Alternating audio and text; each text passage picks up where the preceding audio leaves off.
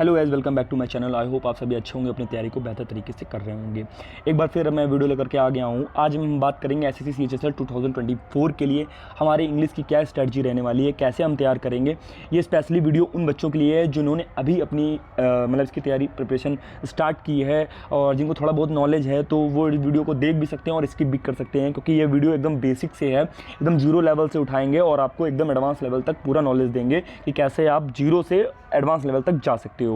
ये वीडियो उनके लिए है जिन्होंने अभी प्रिपरेशन स्टार्ट की है या जिनको इंग्लिश को प्रिपरेशन करने में थोड़ी बहुत प्रॉब्लम हो रही है कि कैसे इंग्लिश को हम इम्प्रूव कर सकते हैं, कैसे हम खुद को पहले से बेहतर बना सकते हैं। तो इस बारे में आज हम बात करेंगे।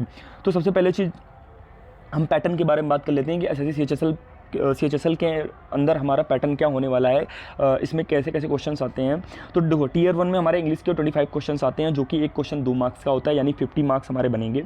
और टीयर 2 में हमारे इंग्लिश जो है उसमें 40 क्वेश्चन आते हैं, यानी एक क्वेश्चन 3 मार्क्स का होता है, यानी 120 मार्क्स हमारे बनेंगे।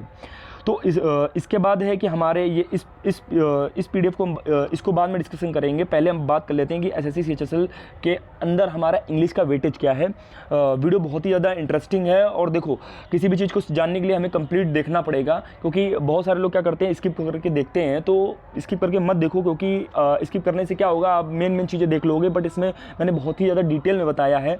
और इस पीपीडीटी को बनाने में बहुत ही ज़्यादा मेहनत लगती है। इस तरीके की क्रिएटिविटी वाली पीपीडीटी बनाने में काफ़ी ज़्यादा एफर्ट्स लगते हैं, समय लगता है, मेहनत लगती है। तो उसके लिए आप इसको जरूर पूरा देखो, तभी आपको समझ में आएगा। ठीक है, अगर आपको देखो लाइफ में कुछ सीखना है या कुछ करना है, तो थोड़ा अपने अंदर पेशेंस बनाना होगा, तो वीडियो को पूरा जरूर देखो।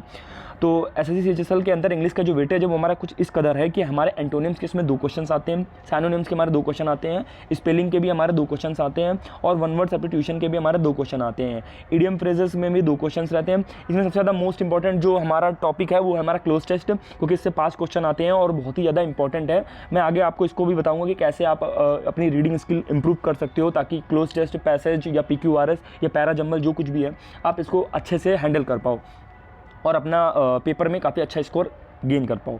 ठीक है, और इसके बाद है हमारा पैरा जंबल है, ये 2 क्वेश्चंस आते हैं। एरर डिटेक्शन आपका बहुत ही ज़्यादा इंपॉर्टेंट है। एरर डिटेक्शन से 3 से 4 क्वेश्चन आपके आते हैं, और एक्टिव पैसिव और डायरेक्ट इनडायरेक्ट से भी इसमें हमारे 1 से 2 क्वेश्चन आते हैं, और नहीं भी आ सकते हैं, ऐसा नहीं है कि आते ही हैं, बट आपको तैयार करके जाना है, आए या ना आए, बट आपको 1 से 2 क्वेश्चन के लिए आपको तैयार करके जाना है, क्योंकि हमारे लिए एक मार्क्स हमारा बहुत ही ज़्यादा इंपॉर्टेंट होता है।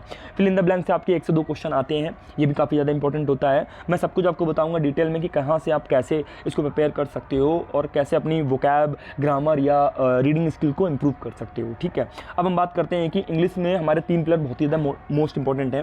नंबर 1 पे हमारा वोकैब, नंबर 2 पे हमारा ग्रामर, और नंबर 3 पे हमारा रीडिंग स्किल। इस तरीके की पीपीडीटी बनाने में बहुत ही ज़्यादा वक्त लगा है, तो वीडियो को प्लीज़ पूरा देखें ताकि आपको समझ में आए और मेरा जो भी मेहनत है वो आपको लगे कि हाँ, सर ने काफ़ी ज़्यादा मेहनत करी है हमें समझाने के लिए। तो एक वीडियो को एक लाइक ज़रूर कर दें, ताकि मुझे मोटिवेशन मिले आपके लिए नेक्स्ट कोई वीडियो बनाने के लिए। ठीक है, अब हम बात करते हैं कि वोकैब सेक्शन को कैसे आप इंप्रूव कर सकते हैं। तो देखो, वोकैब में हमारे ये 4 पिलर बहुत ही ज़्यादा इंपॉर्टेंट है, antonym, synonyms and one word and idioms. ये हर एग्जाम्स में आते हैं और कम से कम 10 क्वेश्चन तक आपके इन्हीं टॉपिक से मिलेंगे आपको।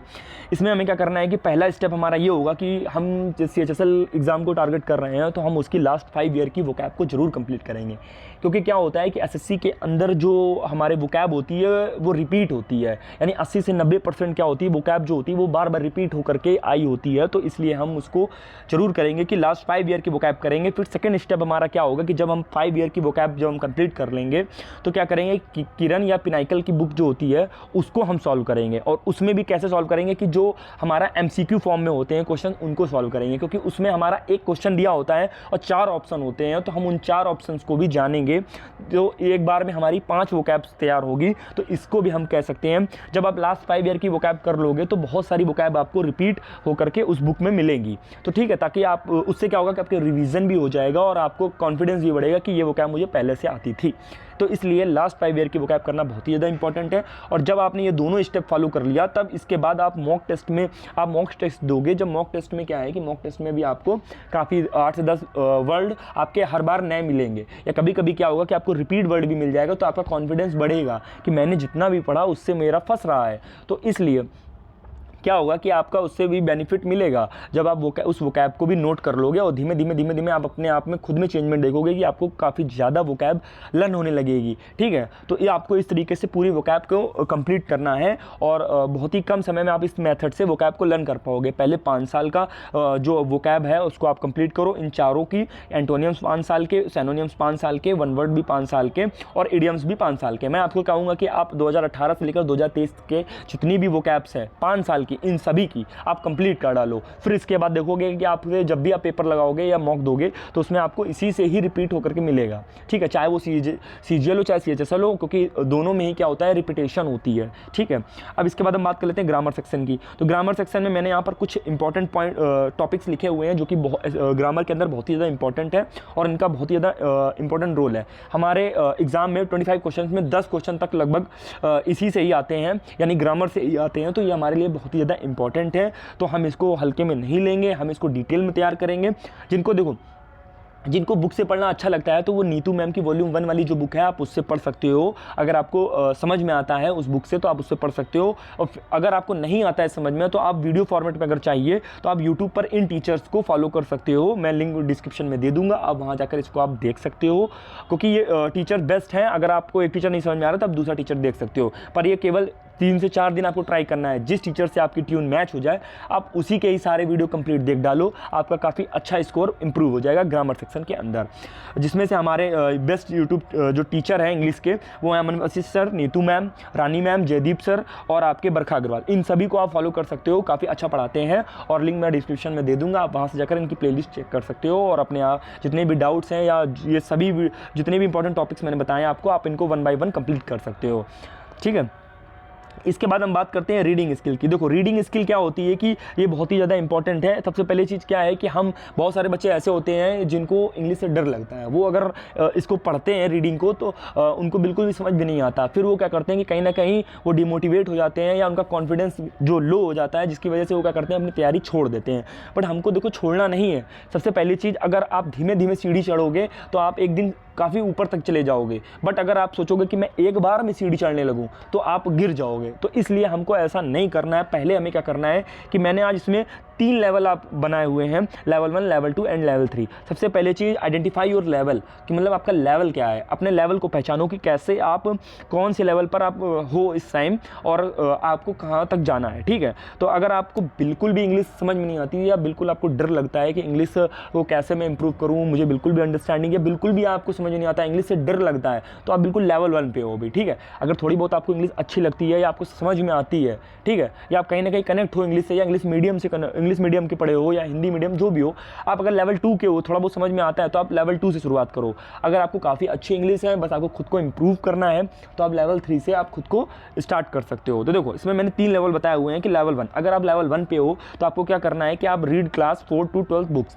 आप क्या करोगे, क्लास 4 से लेकर क्लास 12 तक की जो भी बुक्स हैं आप उनको इंप्रूव मतलब उनको पढ़ सकते हो आप। ठीक है, उनको पढ़ोगे तो उससे क्या होगा कि आपकी रीडिंग स्किल इंप्रूव होगी, धीमे धीमे आपकी रीडिंग स्किल डेवलप होगी और क्या होगा आपकी मतलब कि कैसे पैसेज को पढ़ना है या आपकी रीडिंग स्किल इंप्रूव होगी। आपको समझ में आने लगेगा कि मतलब इस पैसेज में हमसे क्या कह रहा है। आप धीमे धीमे क्या करो, 4th से लेकर 12th तक की इंग्लिश की बुक पढ़ो, साइंस की बुक पढ़ो या जो भी आपको बुक पढ़े मिले, है ना, आप उनको पढ़ सकते हो। ठीक है, धीमे धीमे करके आप क्या होगा, आपकी थिंकिंग बनेगी इंग्लिश में, आपका धीमे धीमे इंटरेस्ट बनेगा। जब आप छोटी बच्चों की क्लास पढ़ोगे यानी 4th से लेकर 12th तक की अगर आप बुक को पढ़ोगे तो धीमे धीमे आपकी इंग्लिश में अंडरस्टैंडिंग डेवलप होगी।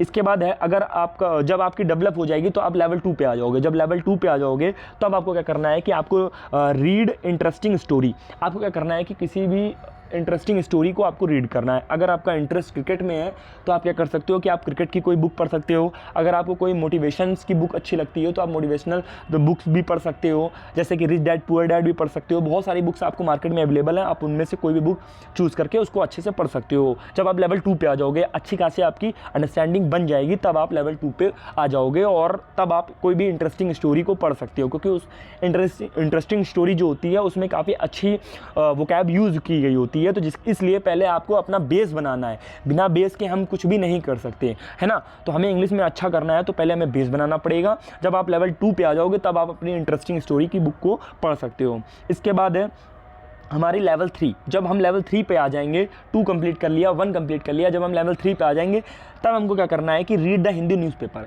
तब हमें क्या करना है कि हमको द हिंदू न्यूज़पेपर जो है इसको पढ़ना स्टार्ट करना है। उसमें भी हमें ऐसा पढ़ना है कि हमने पढ़ा, कुछ वर्ड्स हमको आ रहे होंगे, कुछ वर्ड्स नहीं आ रहे होंगे। जो वर्ड्स आपको नहीं आ रहे हैं तो उसको हमें एक जगह डायरी में नोट कर लेना है और फिर हमें क्या करना है, उसको डिक्शनरी से फाइंड करके फिर हमको उसमें फिर से उस पैसेज को दोबारा पढ़ना है। ठीक है, आप जब इस तरीके से डेली इस चीज़ को रूटीन में अपने लाओगे तो आपकी कहीं ना कहीं इंग्लिश में काफ़ी अच्छा स्कोर आप करने लगोगे। और जिस तरीके से मैंने बताया कि आप वोकैब को कैसे लर्न कर सकते हो, ग्रामर को कैसे लर्न कर सकते हो और रीडिंग स्किल को कैसे इंप्रूव कर सकते हो, तो ये क्या है कि ये बहुत ही ज़्यादा इंपॉर्टेंट है।